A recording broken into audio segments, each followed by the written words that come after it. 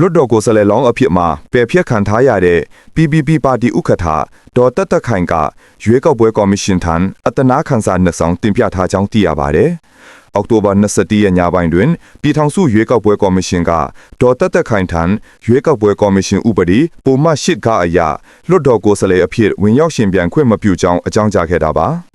ကျမကကော်မရှင်ကိုအတနာခံစာတင်လိုက်ပြီး19ရက်နေ့မှာလွတ်တော်ကိုယ်စားလှယ်လောင်းတက်တေခံကပ်ပြထုတ်ထည့်ပြီး21ရက်ညပိုင်းမှာဒီဟာကိုပယ်ဖျက်တယ်ဆိုတာကိုအကြောင်းကြားခဲ့တယ်။24ရက်နေ့မှာအတနာခံစာကိုစပဲအရင်တင်လိုက်တဲ့ဟုပြည်သူ့ရှစ်ဆောင်ပါတီဥက္ကဋ္ဌဒေါ်တက်တက်ခိုင်ကပြောကြားခဲ့ပါတယ်။ကမ္ဘောဇဘန်ကိုအကျွေးကျပ်သိန်း9000ကိုပေးဆက်ထားပြီးထီကြောင်းရန်နောက်တွင်အတနာခံစာကိုထပ်မံတင်ပြထားကြောင်းဒေါ်တက်တက်ခိုင်ကပြောကြားခဲ့ပါတယ်။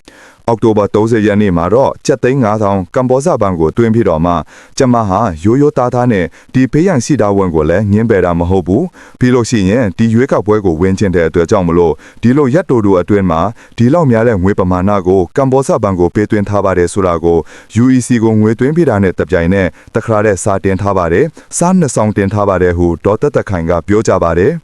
နိုင်ငံရေးဆိုတာကအတက်အခိုင်များတယ်။သို့တော့မိသားစုစီးပွားရေးမထိခိုက်အောင်လို့ DICA မှာမိသားစုကုမ္ပဏီနှစ်ခုမှာ2021ခုနှစ်6လပိုင်းကတည်းကထွက်ခဲ့ပြီးဖြစ်ပါတယ်။ထွက်တာက shareholder အနေနဲ့ကျမ share ကိုစွန့်လွတ်ပြီးကြောင်းသို့တော်လေဒီဘက်ကဘန်မှာတော့ business လုံးချေယူစင်တုံးကတော့ကျမနဲ့ကိုအောင်ကျော်ဝင်းလက်မှတ်ထိုးပြီးယူထားတာဖြစ်တဲ့အတွက်အဲ့ဒါကတော့ကျမမပယ်ဖျက်ထားပါဘူး။လုပ်ငန်းဤလုပ်နေတဲ့အကွက်ကြောင့်ဘန်ချင်းငွေဆိုတာနှစ်ချင်းဖြည့်ရှင်လို့ရတဲ့ကိစ္စလည်းမဟုတ်ပါဘူးဟုဒေါ်တက်တက်ခိုင်ကပြောကြားခဲ့ပါတယ်။ဒေါက်တာတက်တက်ခိုင်ဟာလာမည့်ရွေးကောက်ပွဲတွင်ဗဟန်းကမာရွတ်အလုံးစန်းချောင်းကြည်မြင့်တိုင်းလှင်မယန်းကုန်းမြို့ဥက္ကလာပမြို့နယ်တို့ပါဝင်သည့်ရန်ကုန်တိုင်းအမျိုးသားလွှတ်တော်မဲဆန္ဒနယ်အမှတ်7မှာဝင်ရောက်ရှင်ပြရန်လျှောက်လွှာတင်သွင်းထားခြင်းဖြစ်ပါတယ်။